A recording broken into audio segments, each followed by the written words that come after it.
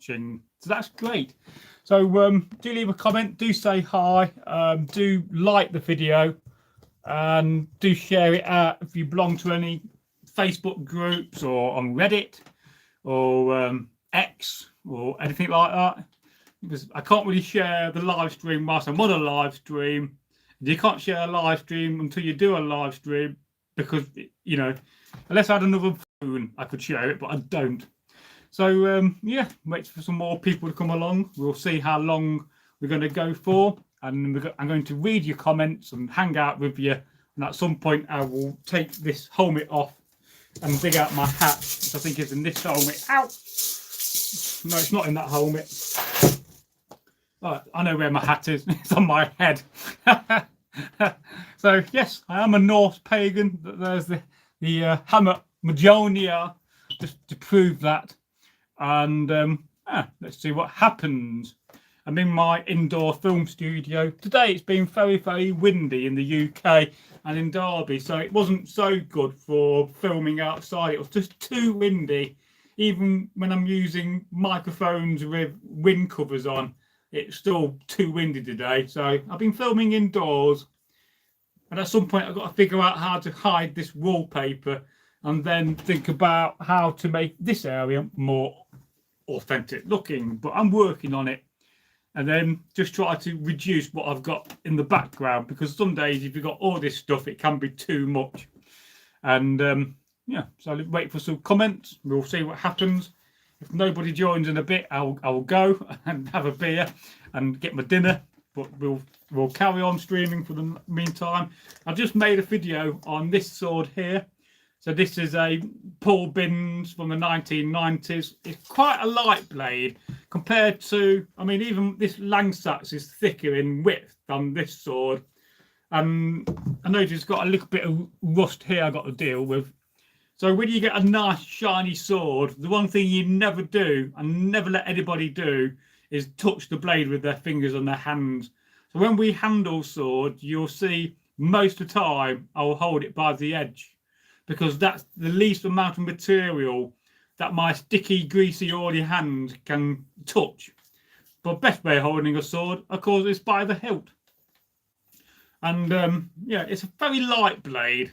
You definitely know when you're using this, because you can whack it around your enemy far quicker than what you can with a much heavier sword. And if I compared this broad Langsat's to this sword, well, that's much meatier and much more heavier. And you can tell when you're using this. For this, you have to be a little bit careful if you don't have the strength to use a weapon like this, whereas this one's very light. So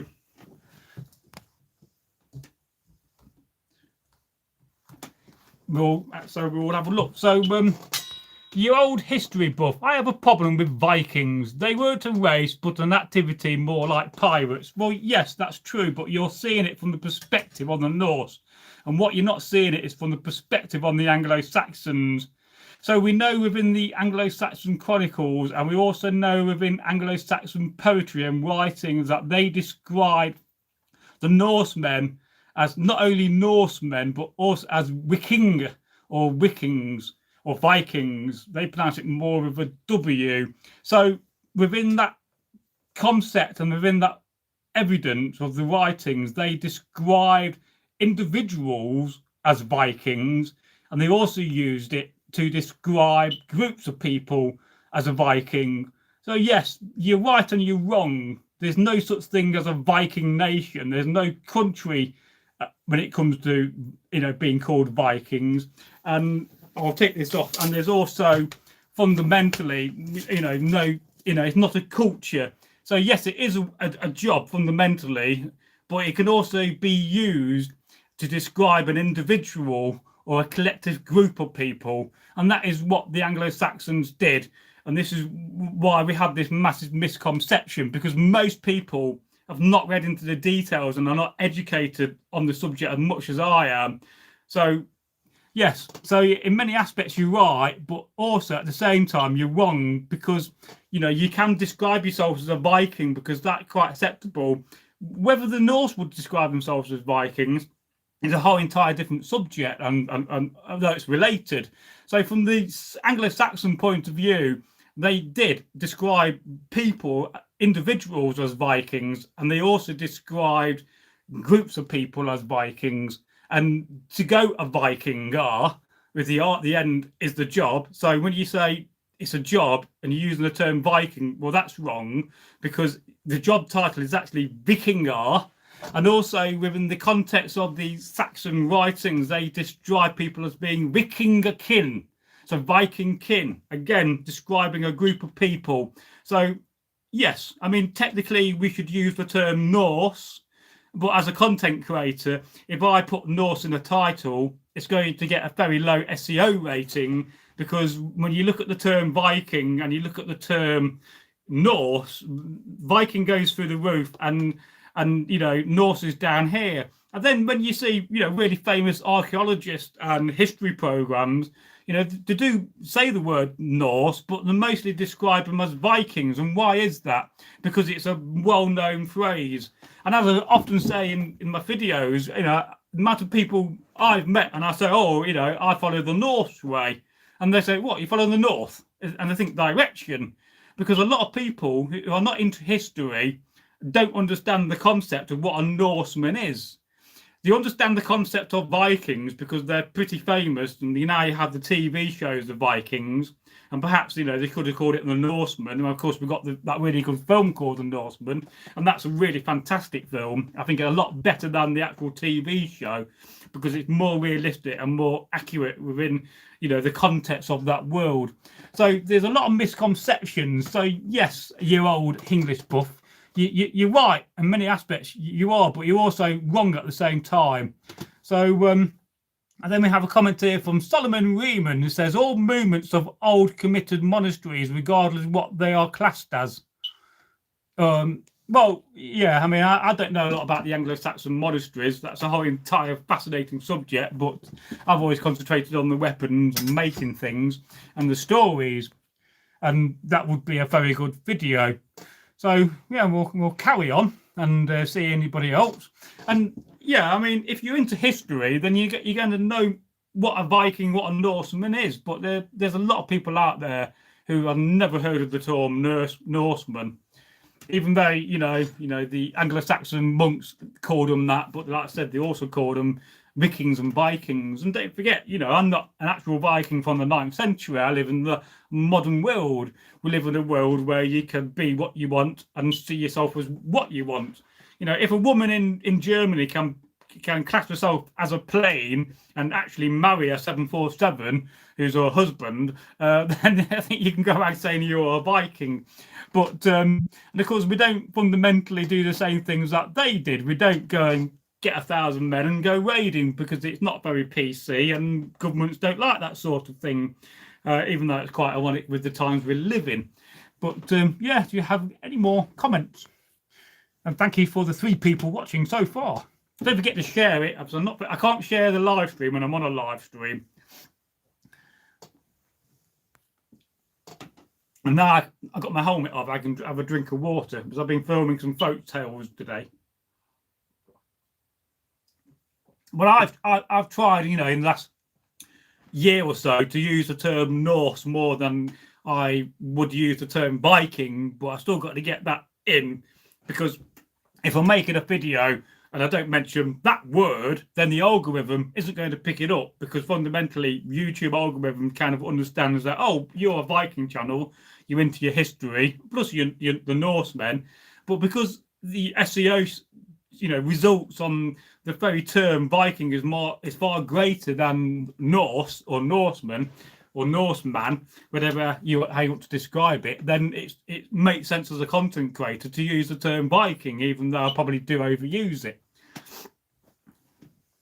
And I'm fairly certain there'll be other examples throughout history of very similar things. For instance, it's like the term, people say, oh, I'm from Britain, I'm Great British. Well, there's no such country as Great Britain.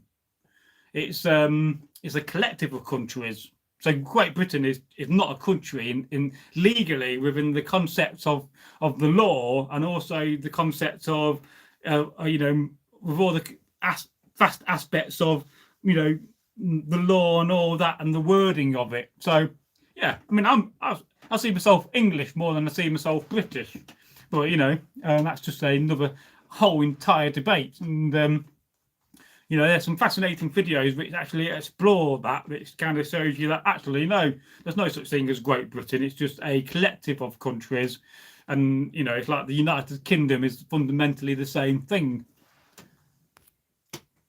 And of course, when you control the name of somebody, you control the people to a certain degree as well. So let's wait for some more comments, because if I don't get any more comments, I'll go and get my dinner. But I'll stay around for a while. So before you'll see I've got a Norse helmet here. And I've also got an Anglo-Saxon one here. But would the Vikings use swords from other cultures? Well, yes. So you'll see, for instance, I have this sword here, a Paul Binns. This is probably 30 to 40 years old. And you could say it's a stylized in the kind of a Danish sense. It's not fundamentally a copy of a reproduction as in the sense of a grave find, but it's inspired by that Norse and Danish culture. The Danes are more associated with this sort of pommel, but as a Norseman, you know, when you go travelling, whether it's to Francia, an island, and you take part in a battle, and you win the battle, then there's going to be a lot of swords left around. There's going to be, you know, langsaxes and sea axes, and you would take those blades back to, you know, Scandinavia with you, and you know, they're after the blades more than they're after this. So if this was gold with garnets and really highly decorated, well, they're not really fussed about that. That's just treasure. That's something they can bury in the ground, you know, as a hoard. But what they want is the blade, because English steel and metal was very highly regarded, as well as Frankish. But then we see the Ulfbert swords as well, which is a name of a place, I believe, rather than a name of a person. And they're still doing some research on that, and I think it's quite amazing how the Ulfbert swords were found in this river. It's said to have been a big barrel, and the barrel is said to have dropped off a wagon. And then centuries later, you know, the swords were found. But they keep finding Ulfbert swords. If you got the coin, you can buy. If that many about, you can buy an original one for about £5,000 to £10,000. Believe it or not, they do come for sale now and again. And I'd have to do a whole entire video on the Ulfbert sword. And of course, Ulf means wolf, so Ulf, so wolf sword. And I find that to be fascinating, with the association with animals. And you know, they highly regarded animals, but let's face it, bears and wild boars and wolves are very courageous and dangerous creatures, which is why people took the names from them and used them partly as their name. And there's far more examples of that. Yeah, whenever you wear a wool hat, you always get an itchy forehead. It must have been a very old problem to have. With what you could do with your hat, you could actually line it with linen. This is just pure wool. And the only thing I don't like about it is I don't like this here, which is not really a tablet weave. It's more of I would say, I think it's more modern, unless it's a very, very fine tablet weave. But I think at some point I'm going to take it off, reuse it on something else, and put a nicer band of tablet weave on there, a little bit more colourful.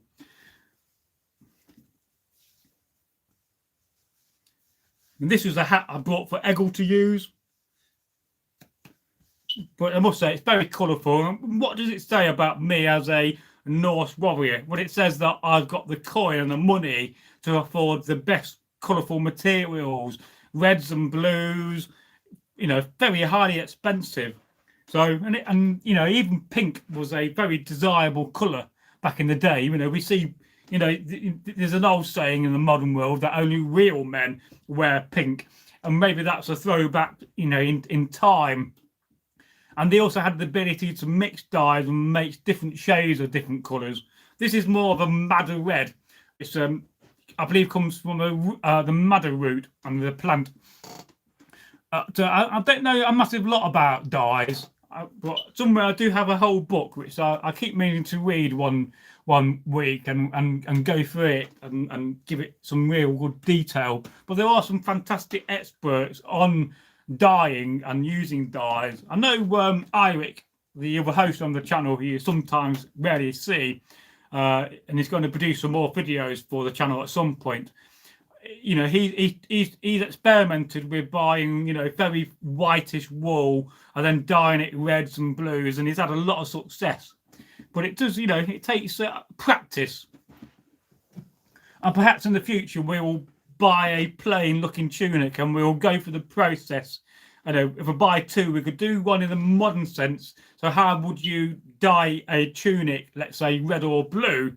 In the modern world, let's say it's a creamy off-white colour, you know, because blankets are often that colour. I mean, you can, a lot of these clothes I do convert from blankets, but I do have a lot of wool as well, which I've brought over the years. And some of the wool I've got still to use up is probably 25 years old, but because it's been stored correctly, I mean, it's not had any damage. And you do see me on the walls of my other part of my film studio, I do line the walls with wool, and it does make me think whether that was a practice back in the day. So for instance, you know, you got a long house and you've come back from the east, you know, raiding, and you've had your, you know, your share of the plunder, you know, which will be gold and silver. Maybe you got a sword out of it, or maybe you got a sax, and you know, they found a lot of wool, and they will divide it up amongst the men. So if you've got a long house and you're not using the wool, would they line it on the outside or the inside of the wooden long house? Because, you know, I've been in long houses and they do have some big gaps between the planks. You know, that's such a true thing, especially at Westow when I've been down to the Anglo-Saxon village there. You know, you can look through the floorboards, and if you've got to be so careful when you're living in these houses that you don't drop your coins on the floor, because before you know it, what happens is they fall through the gaps and you can't really get at them.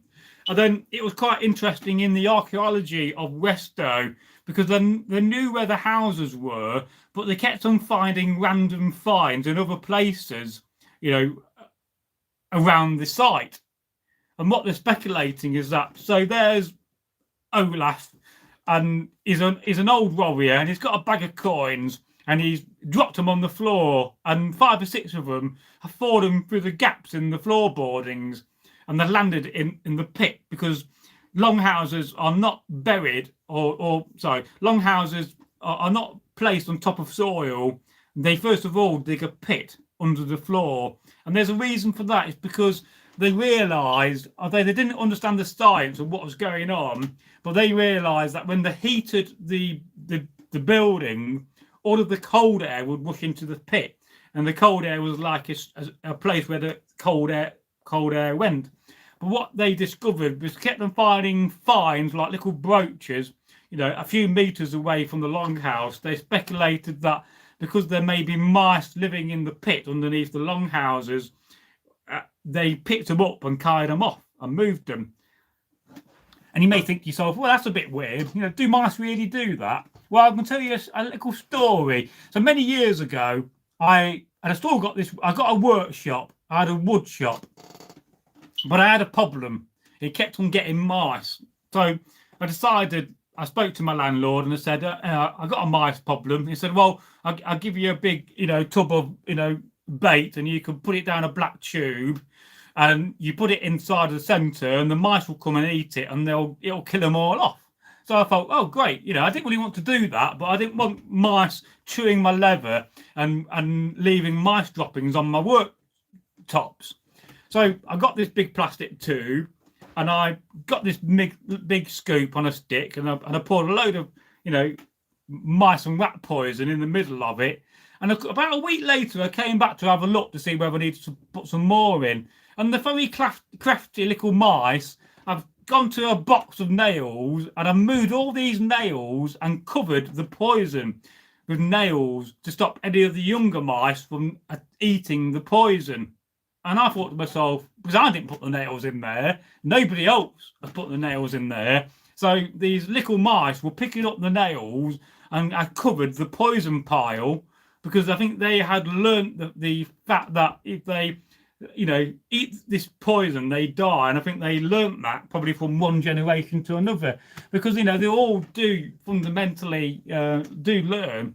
So if you have any more comments for me, that would be wonderful, because I can't just keep rabbiting on.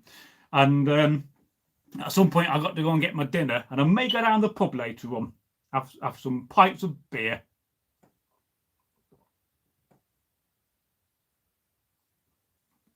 And drinking water. It's not vodka.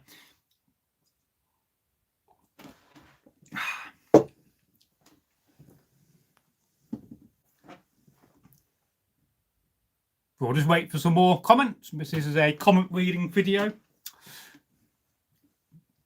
Yeah, so I did a bit of filming today. I had to think to myself what day it was. I kept on thinking it was Thursday yesterday and Friday today, but it's Saturday.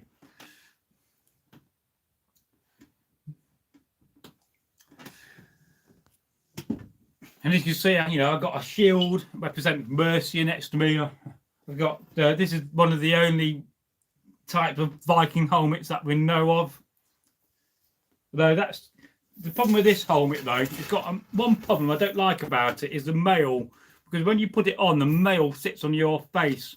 So what they should have done is drilled a hole in here and put a little link and push the mail out, which I'm going to have to do. If I do that, and have the mail out, it won't sit on my face, because it does feel funny when you got mail on your face, and especially when you got a beard. You don't want your beard to start catching if it's longer in your mail. But it's not a bad helmet. It's quite heavy. This was £180. This was, so it's about, I think it's about 2 years old now. But I got another one, and I'm tempted to get some to blacken up the panels and leave the crossover bars shiny and the bottom shiny, or whether I darken this section and darken this section, or even leave this bright and darken this. But what would you do? Would you darken a helmet, or would you leave it shiny? It's a whole entire question for another day. And the other thing I don't like about it is that the rivets. So these rivet heads are the rivet heads themselves, but they're not being worked with a hammer. This is a shame, because they should have hammer marks on, really. They'll probably use a rivet set, so there'd be a little bar with the dome of the rivet concaved into it, and they'll push that on, and then with a hammer they would rivet the inside. But when you look on the inside, you can see that the rivets have been hammered and have a hammered finish. That would have been practice, but I like it when I see actual hammer marks on the rivets. And it does make you think whether the original helmet of this, the Gumumbu helmet, was actually a spike rather than being blunt. Because the last thing you want as a reenactor is this to be, large and spiky, because sooner or later you will drop it and it will land on your foot and bloody hurt you. But not bad. And the other advantage of a helmet like this when it comes to content, if I ever do any miming videos on TikTok, I can put my helmet on and not have to think about trying to copy the voice, which is actually very difficult to do. People that have managed to do that to a really superb level or have a talent. It's going to stay in place. Marvellous. Yeah, we really must de-rust this section of this sword. That's another job to do. I didn't notice it until the other day because I've not pulled this sword out of my war chest. I've got a whole entire chest to keep my weapons in. But I got that many now. I need another chest making. Or I'll make one myself. Another job for another day.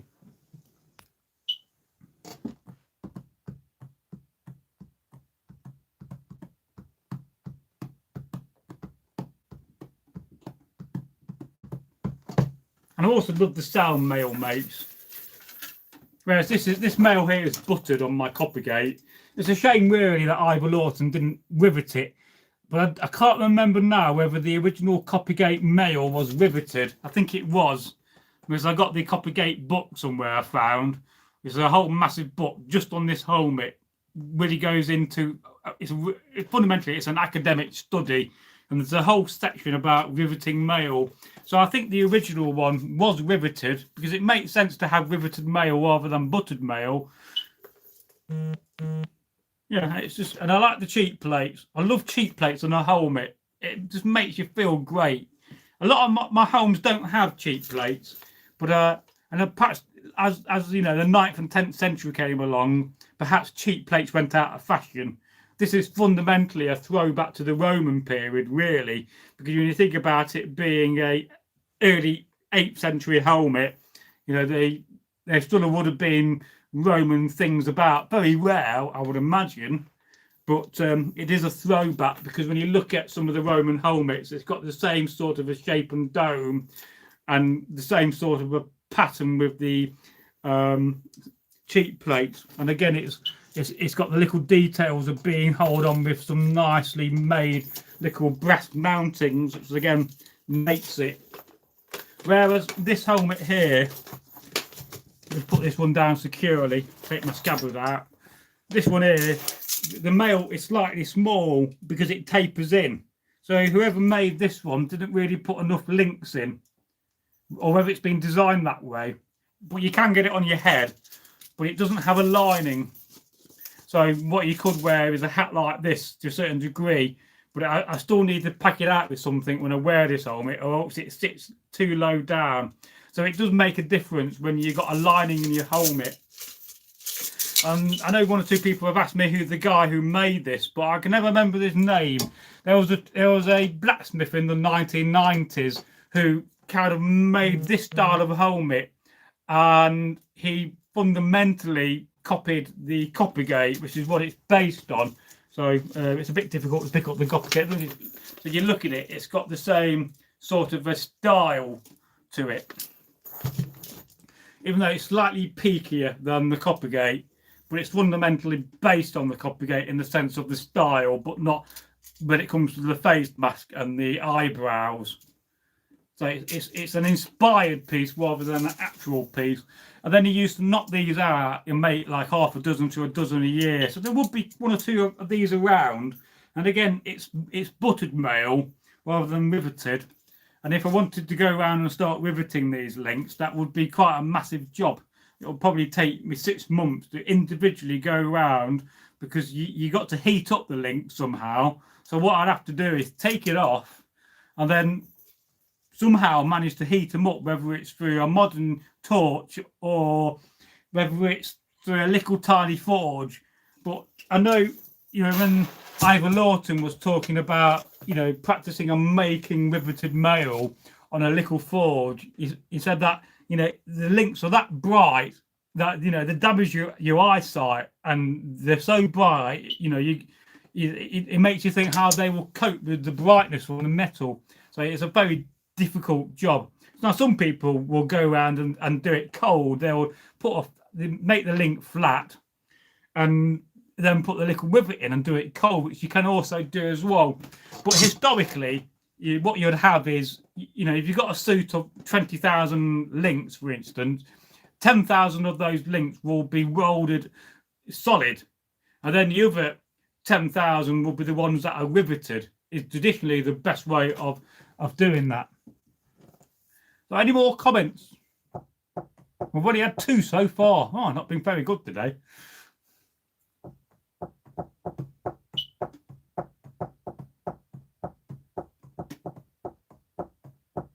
Then I was looking at Sam's spearhead he sent me from, which has not been seen on the channel yet. But I found this pole the other day. I do get some of these poles are from windbreaks. You know, when you go to the beach and they have like this plastic sheet and they'll have 3 or 4 of these poles. Well, this is what this is. This is an old windbreak. But what I like about these poles is that they do make really good spear shafts for javelins. But it's not quite there really. So I'm going to have to work out the angle on the taper and then add it and work it onto this. So I'm trying to make a javelin out of it. It's just not perfect, but I'm sure you agree. You know, having I haven't really got the reach. Having 1,000 of them flying at you just before the shield wall commences, you know, it would take a few people out. And you can always tell when you're looking at helmets, if you buy a helmet and you think to yourself, well, how old is it? Well, generally, if a helmet has buttered mail, then it's probably older than any of the modern helmets, because a lot of the modern helmets they produce today will all have riveted mail. So certainly this is a new one for the last couple of years, riveted, and most of them do have riveted mail, because since the 90s there's been a lot more research, and riveted mail in the 1990s when I was reenacting was quite scarce. You know, if you met somebody, you know, who has a riveted mail suit, you'll often see that, you know, it's going through the development of being riveted, because the guy's bought a buttered mail suit, preferably with split links and solid links, and he's going around at home individually flattening the links and then putting a little tiny hole in and a little tiny rivet, which is made from a little rectangular piece of metal, and sometimes they can be slightly triangular in shape as well. And the reason why you may have a little triangular shape is because when you put it through the hole, if you've got a triangle shape, I mean, it'd be minute, like you know, 1 or 2 millimeters tall and maybe 1 millimeter or 1.5 wide. If it's triangular, when you push your link through, and the hole is so tiny, so it'll be a little rectangular hole with a punch, the bigger end of the triangle won't go through, so that then you can rivet and finish off the rivet. And I find that to be quite fascinating. But then, you know, you got to make all those little rivets, and that's very time consuming. So if you was let's say a blacksmith, and you was specializing in making mail, and you was married, for instance, well, you know, your children will be helping in the process of making the links. You know, you got to, if you're not buying the wire in, you got to get and make a sheet of metal to cut little fine lines of wire, and then they had the ability to draw them through a little punch so that they end up being round. Then you had to call them all round and then chisel the links off whatever you got it on the mandrel.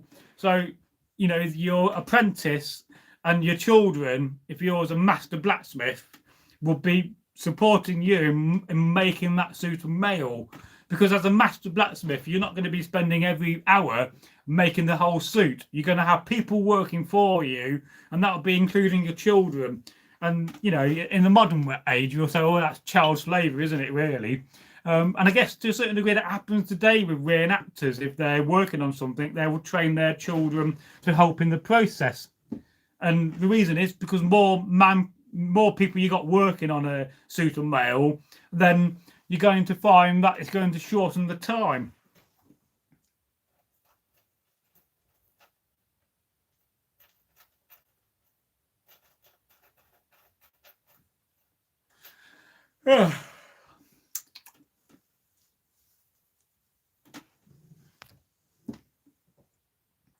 Yes, so hoping to get some more, unless your comments aren't showing up for some reason.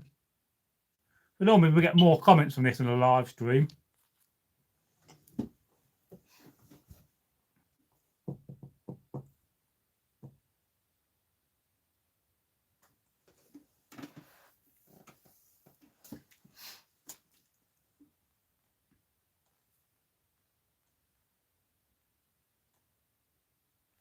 That's where my other helmet is. I just realised I got another Norse helmet I bought last year, and I've been racking my brain thinking, what have I done with it? And I noticed it's still in the box because I'm not unboxed it on camera. Yes, I just realised that. Marvellous, another helmet to unbox. But don't, I hope you don't remember when I do unbox it that I've told you live on camera. Let's just put this in here.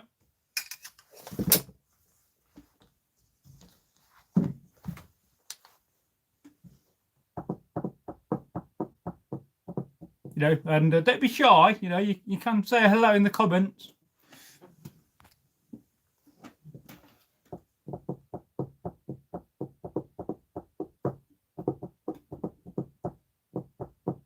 Let's drink some more water. I'm thirsty.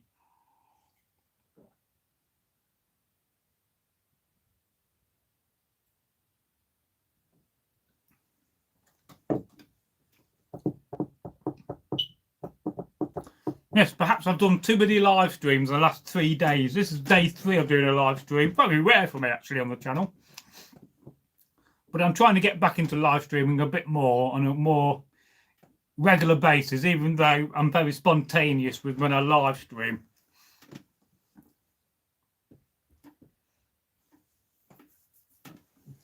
And I've got some videos to go and edit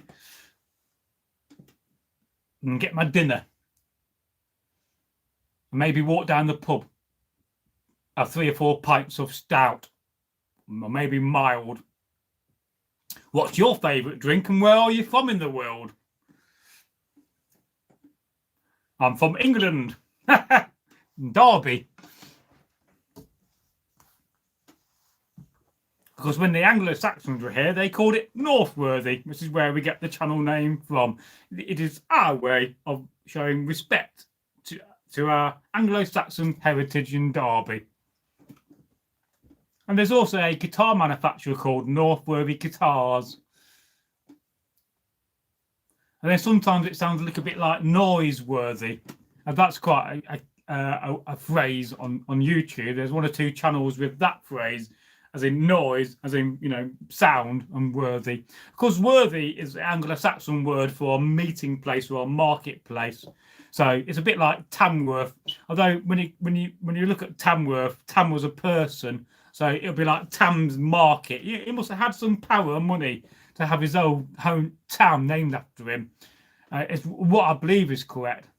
Unless it's the name of the river. Is it the name of the river, River Tam? But they do have a very nice castle, and I do believe it's haunted, which I won't mind going to. And I don't know if it's like one of these stately home castles or is it an actual castle, because I've never been there to the castle. I've been to Tamworth a few times. There's a lot of speed cameras in Tamworth. But of course, the other famous thing Tamworth's famous for is that guy that sells jacket potatoes. He's in the marketplace, and my neighbours went last year and they said they saw this massive queue of hundreds of people, and I thought, what's all that for? And it was all jacket potatoes. He's gone viral on TikTok. It's a bit like that chippy that went viral 2 years ago, and they kept on having massive queues. I'm in the wrong business. I should be opening a chippy and going viral on YouTube, make a fortune. But of course, you know, the Vikings didn't have chips unless they're made out of parsnips. But it does make you think, you know, would they have cut up parsnips and deep fried them in fat? Oh, possibly so, yeah. But don't overburn your fat or you're going to burn your longhouse down. And I imagine that would have happened.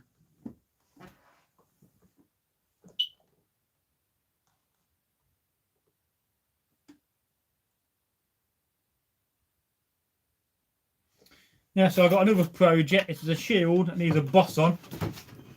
This is a 36-inch shield, one of the biggest I've got. Very, very big. But on camera, I've got a nice boss for it. But I'm going to have to, it's very difficult to put on a boss on your own, because you've got to have the shield parallel, and then when you want to actually rivet it, it's got to be on a solid piece of metal like an anvil. And I got 3 or 4 Viking anvils I made over the years. Basically just a rectangular piece of metal, and they work it and taper it down, and then it just goes into a log. Very authentic, but again, a lot of metal in an anvil, so they would have been quite tiny and a little bit bigger if you're doing larger things. So and you know, you look at the Mastermere chest, that's a fascinating find, and slowly over time I'm going to try to reconstruct the whole chest and have an example of it. I've got 1 or 2 things already, like I've got 1 or 2 of the hammers. I've got a copy of the pair of tongs, which is so rusty that I can't open them. So that's going to have to go into a big vat of vinegar to de-rust. Another job for another day, but I won't do it in this outfit because it'll be very mucky.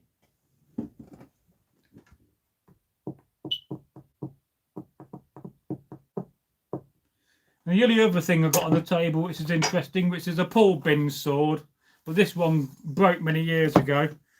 So you can compare it to the length of my Langsax. Langsax is slightly longer. This would have been a much longer blade, but at some point during reenactment, it's broke here. So in the reenactment world, you know, I've seen 1 or 2 blades break over the years, and you're fighting and suddenly your sword breaks and it just goes flying. So they normally break around this section here, or they'll break out, you know, 5 or 6 inches below the peak of the top.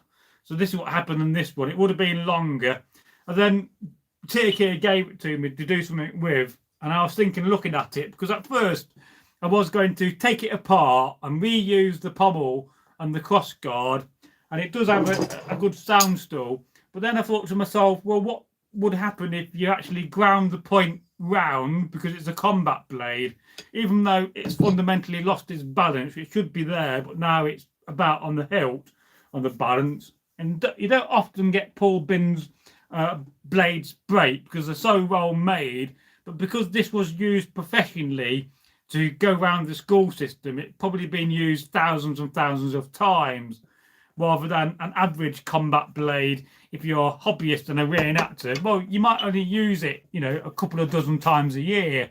So in this instance, it was probably being used on a weekly basis and had a lot of use and wear.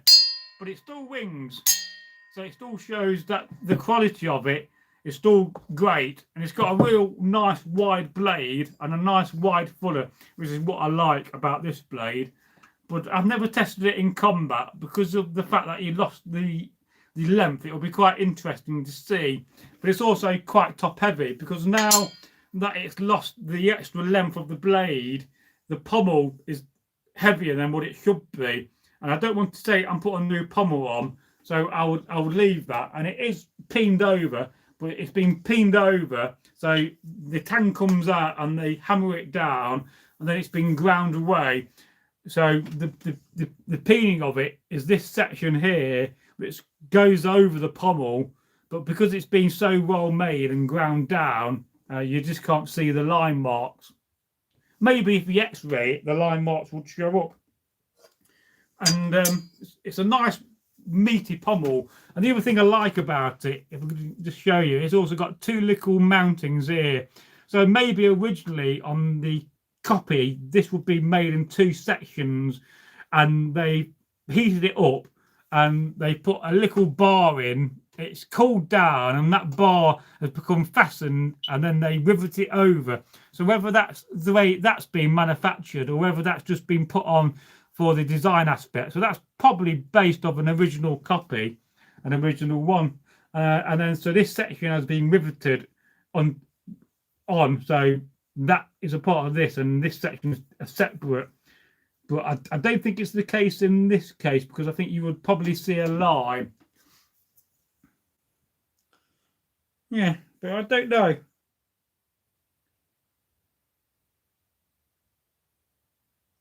Yeah, I'll have to think about that. And then it's got a nice straight cross guard. Again, really good quality.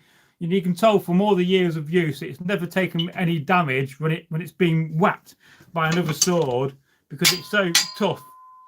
But what you do get when you do hit the crossguard, if it's softer material, then you will get a burr. And within the reenactment side of things, we have to file these down and check your weapons before you go on, because each group should have a master at arms. The master at arms is fundamentally responsible for checking the weapons and works alongside the training officer. I've done both of those roles in reenactment terms in the medieval world.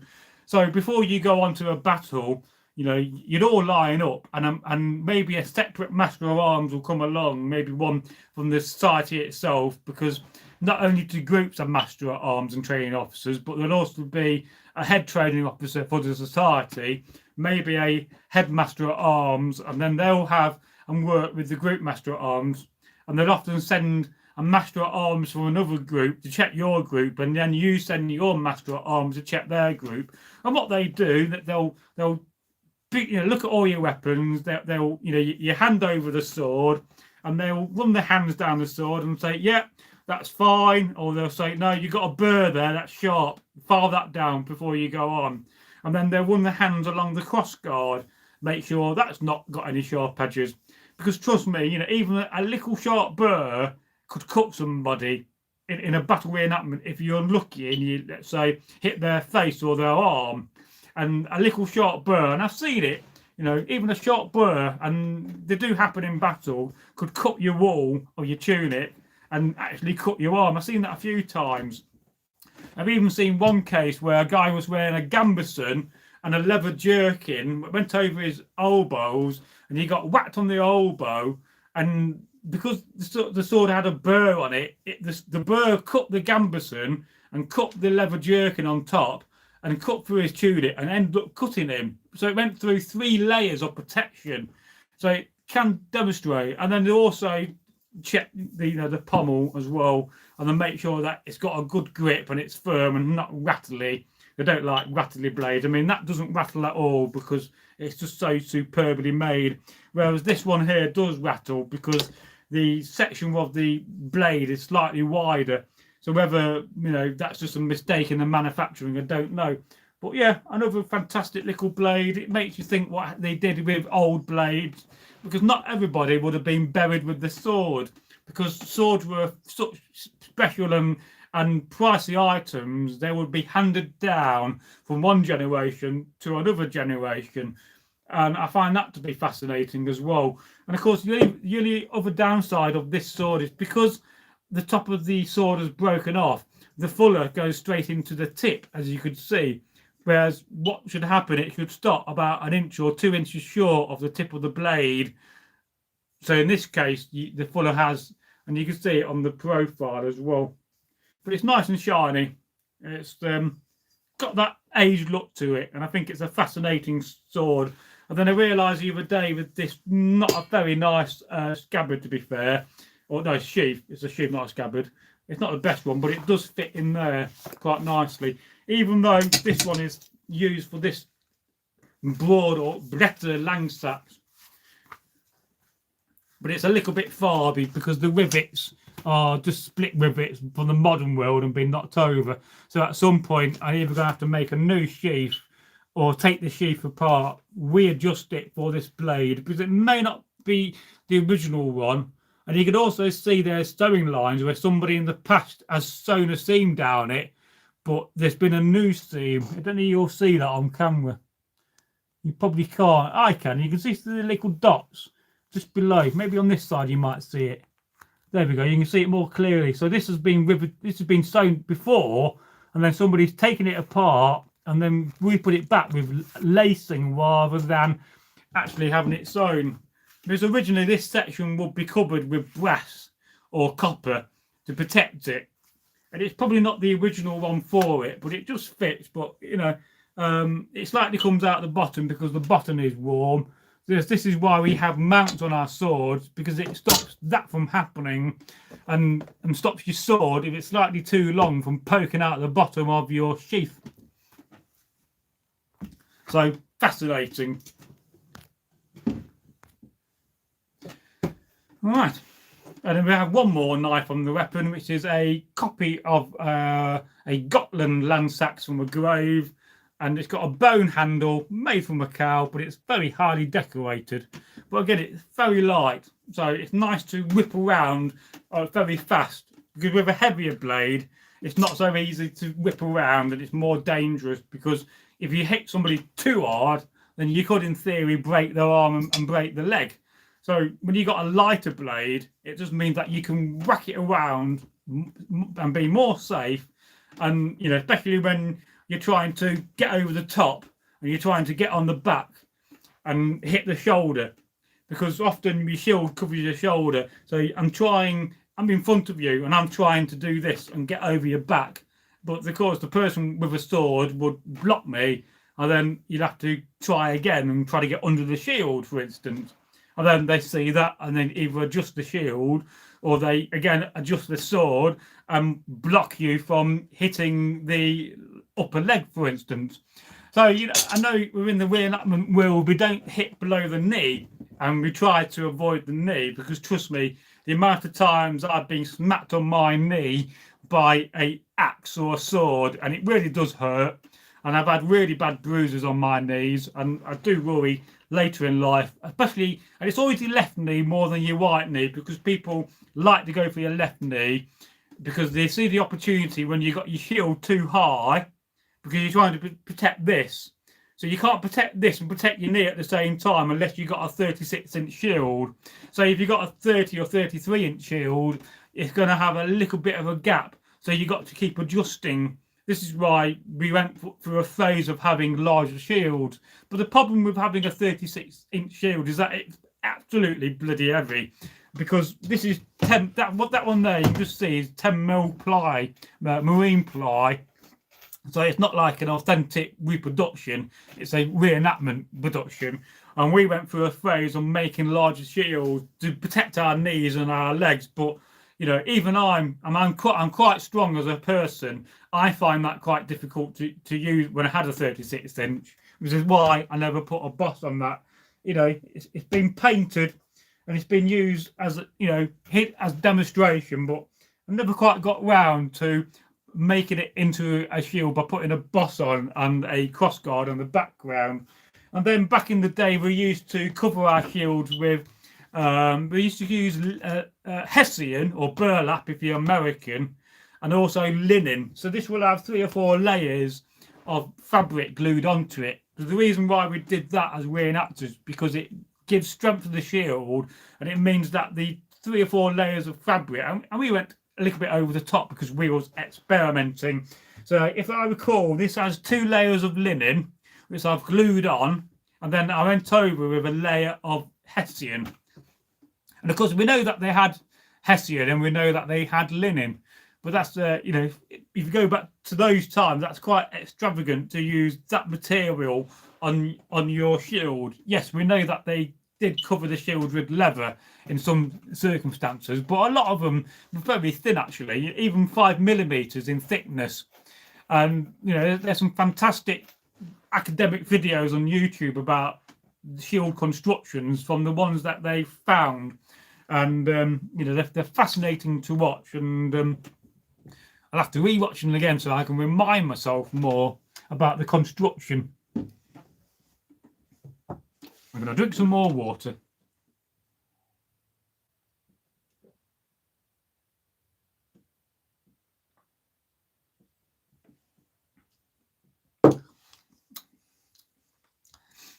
Oh, it's very nice, that. I've got the filter thing where I filter all my water. I don't like the heavy metals you get from the water from the pipes. Plus, I've also seen what the pipe looks like, and they're absolutely filthy with crud. So, if you've got the money, buy a filter system, and you'll taste the difference, and your body will be thankful. But another thing I've done in my life is I cut out all plastic. So I don't have plastic containers for my food, especially if you've got black plastic, because how they make black plastic is they recycle parts from, you know, electronic things. They all get ground up, and a lot of the parts from electronics get put into black plastic.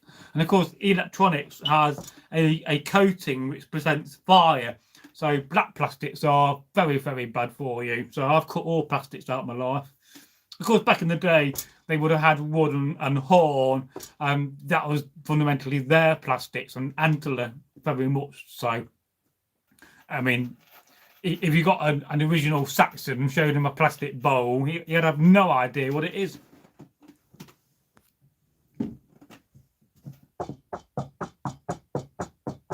Yeah, apart from that, I've got no more weapons around me. No, I've got a sheath on the floor. What's that from? Yeah, so another thing we carry as reenactors is a file, and they did have files. And let's just take this knife. So just going back to the old lesson about you know, having your weapons checked. So this one's recently been used for combat, and if you look on the edge, you can see a few marks from sword that Halfdan was using. So what I need to do is get my file, and I just put a kind of a wooden handle on, so it's a bit more authentic, even though it's actually split, and I need to put a new one on. But I have to go around and check my weapons and make sure that none of those burrs are sharp. And this is a lovely seax or sax, depending on, you know, where you are. If you're more Mercian Saxon, it's seax. If you're saying it in the Norse way, it's stax. So I can tell that that needs filing. So you run your file over.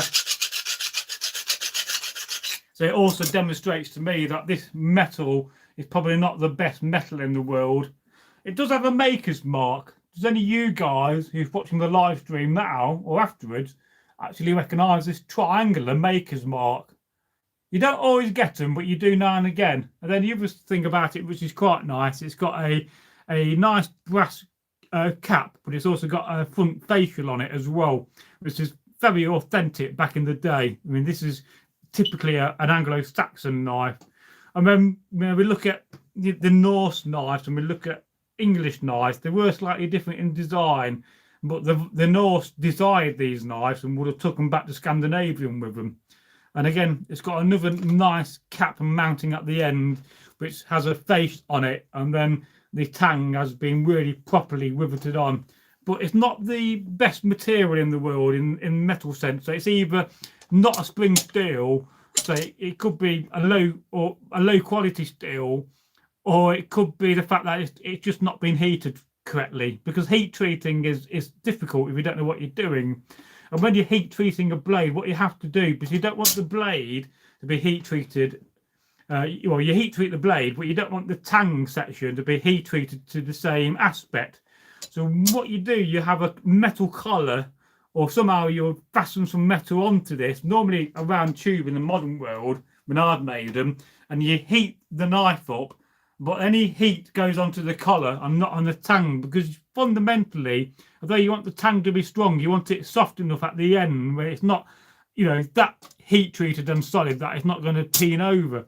So the tang is always more soft at the end, harder here, and this is what having a collar over. Now, they must have realised that back in the day, because when you heat something, you've got to have the tang softened on the blade itself, but this blade hasn't been heat treated brilliantly, but it is a nice looking knife. And I think I paid about £55 for this, and it came from an old reenactor who portrayed Harold, King Harold. So he was an Anglo-Saxon king reenactor, because you do get people that will specialise, you know, in certain characters. Now, I can remember many years ago going to an American Civil War event, and we had an international where we had about 4,000 or 5,000 people turn up, and amongst all these people that turned up, we had about 20 to 30 Lincolns, you know, Abraham Lincoln, the president, and they all got very drunk down the pub, and they ended up having a fight. You know, fisticuffs were going and legs were being kicked. So all these Lincolns were saying, "I'm the best Lincoln." "Oh no, I'm taller than you. My hat's better." And literally about half a dozen to a dozen of these Lincolns started fighting each other on who was the best Lincoln. Yeah. Those are the days. So normally, as a master at arms, you'll have a file. Not every reenactor should have a file, but normally in my shoulder bag, I have one there. You can just slightly see. I'll keep a file. So at some point, I need to wood turn a better handle, or maybe make one out of better wood. That's part of an old spear shaft, that is.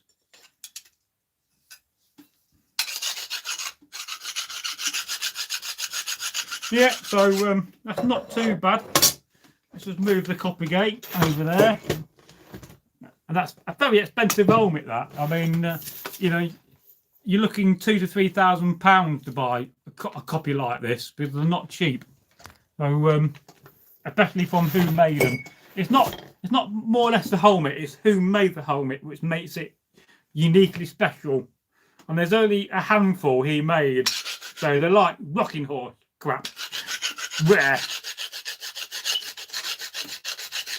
Yeah, that's not too bad. There's a bit down here I don't like, so we'll give that a bit more of a file. And let's have a look at this. Yeah, so this one being heavily used by myself, and this could do with a slight file. But you can tell the difference in the sound. So you listen to this. Right. Now you listen to this one. It's got a higher pitched sound. Now that tells you that this blade, this Langsax, has been heat treated better than that Sax. This one is probably about, I think this dates from about 1986. So you're looking round about 40 years old, which is amazing, really, isn't it? I mean, my house is like Fort Knox. I mean, I've got that many, I've got a massive burglar alarm system. I've got that many bolts on my doors and my windows. And the police station's only up the road. And they know me very well in there, as I know my local police officer very well. He's a very nice guy, drinks in my pub.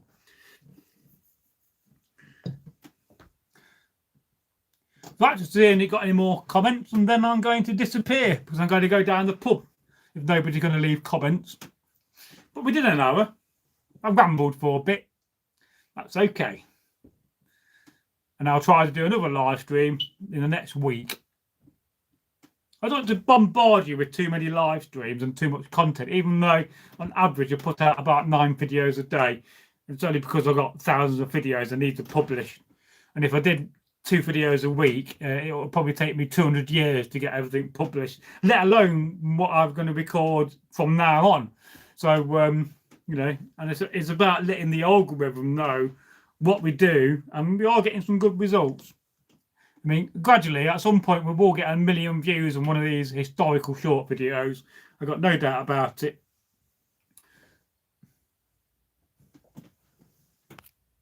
Yes, so fare thee well. I am going now to go and drink 4 pints of bitter and maybe some mild. I like my mild, maybe stout, or maybe have you know, a pint of mild, a pint of bitter, and 2 pints of stout. I could have a pint of mild, a pint of the bitter, a pint of mild stout, and then go for a pint of lager. No, what a mix! I'll probably have a hangover next day, but you know, life's too short not to enjoy yourself. So goodbye, and fare thee well until the next live stream, which will be next week. But you never know. I could come on tomorrow. It might be in a month's time, or it might be next year. I'm very spontaneous with my live streams. I've definitely not done enough over the years, but it all helps. So goodbye.